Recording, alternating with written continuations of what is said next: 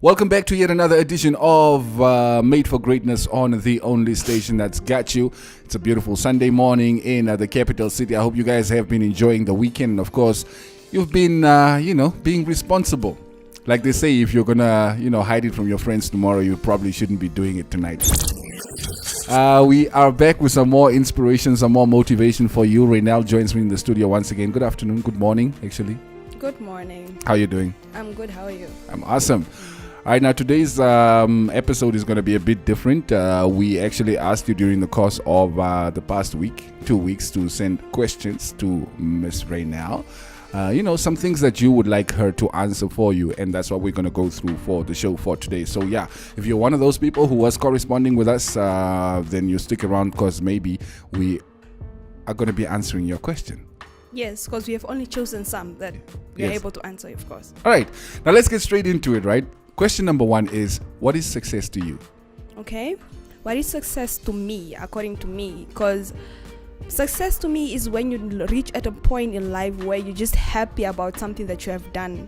You see, when you feel like you have changed somebody's life. Success to me is not always about the money. It's not always about big achievements. It's just when you're happy about certain things that you have done or you have always wanted to achieve. Okay. Yeah. So when you're content with where you are in like at whatever stage in your life, that's what you consider success to you. Yes, you don't necessarily have to achieve a big thing in order for you to be successful. No, as long as you have changed somebody's life, as long as you have achieved at least a part that makes you happy in all your goals, then that is success. Awesome. All right. The next question: what is the hardest challenge one can face when trying to achieve something? It's interesting.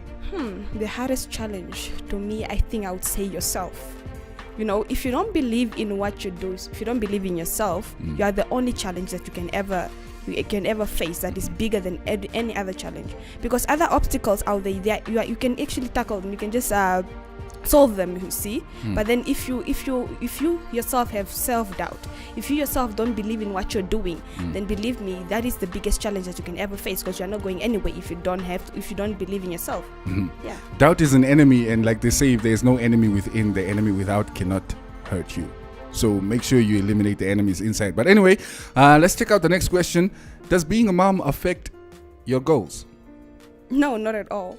It actually motivates me. Okay. To me, being a mom, actually, when I became a mom, it's when I started taking everything that I want to do like more seriously than when I was not a mom.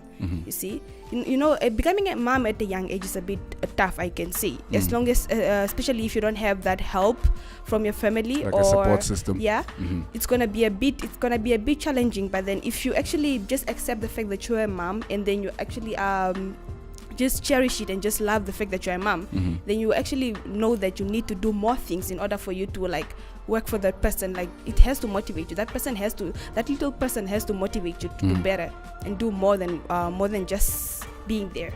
Okay, now how has your life grown since your little person came along? Actually, just looking at that little person of mine every single day, it's something that really pushes me to actually, like, I wanna do a good effect in the world, so that when he grows up also, he'll be able to relate and say, wow, my mom did this, I would like also to look up to her and then do the same things. Because motivation is a bit hard also. One thing that we also want is like for our child to be also motivated, just like we're trying to motivate the world out there.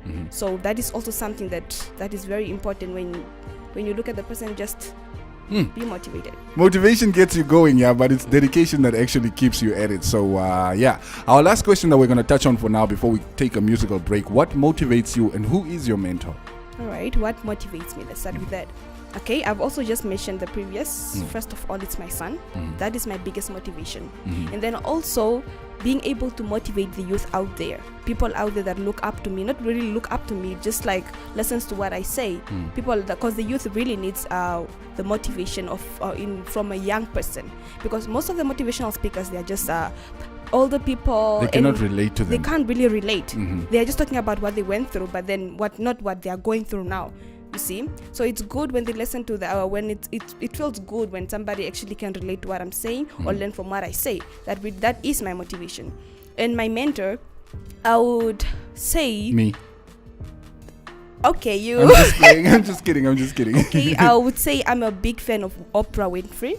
Like she's one of the, because I mean, what she does or what she used to do is like something that I also want to do. You see, the whole shows, the whole talk shows, that is something that is very admirable. And also Sasha Jakes, T Big Jake shows, whatever, her daughter. She's also a motivational speaker and an entrepreneur, but then she's a big motivation to me too. So she's like a mentor to me too. Yeah. My next question is, if you had a chance, what would you tell your younger self? I would probably say that, okay, hang in there, you got a bright future ahead of you. Because I do. A little motivation. All right, so there's nothing that you would do differently with the knowledge that you have now going Not back at to all. when you were young? No. Okay. Not at all. I know somebody in your situation would probably think, maybe I would wait to have a baby. Those thoughts never cross your mind? They say God's time is never wrong. So I know this was not a wrong. I mean, if I didn't have a baby, my life wouldn't probably be the way it is now. So yeah. I'm grateful for that. All right. That's pretty cool, man. Next question. How does one move on from a bad experience when memories of that experience continue to haunt their present? I would probably say that you just have to accept that something already had happened. Then you just have to move on from it and just try and forget and forgive. The next two questions actually are business related. The first one, what advice would you give someone trying to start a business? I would definitely say you have to do a lot of research, a whole lot of research. So you have to research about the type of field that you're trying to do or to work on. And then you also have to have a strategy in order for you to do something. So you have to strategize everything.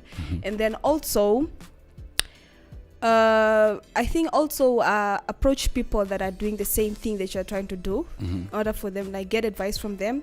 And then also be ready, have faith, and be very much patient with everything that's gonna come, because everything is gonna come with time. Okay, and you're gonna fail.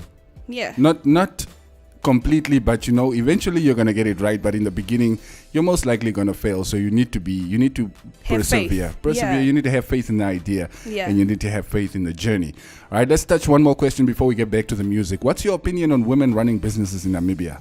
I mean, I thank you for that question. I feel it's very much empowering. Like it's great, man. Because if only big companies in the world was mostly owned by women, it would be so nice. Just imagine the type of world it would be.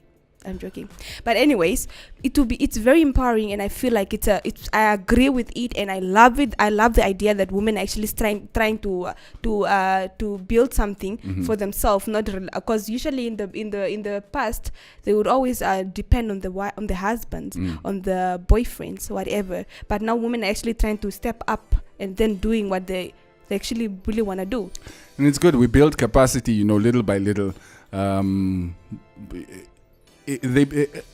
Not to say that they're bad, but since it's an experience that it was not really afforded to them in the past, they start building capacity, and you actually see that most women actually do a better job than some men in this high position. So I mean, if you give a woman an opportunity to do a business, it's not only gonna be a benefit to herself. Believe me, it's going to help the world out there, also people out there. It's going to motivate the ladies, because mostly the ladies are the ones that need to be motivated.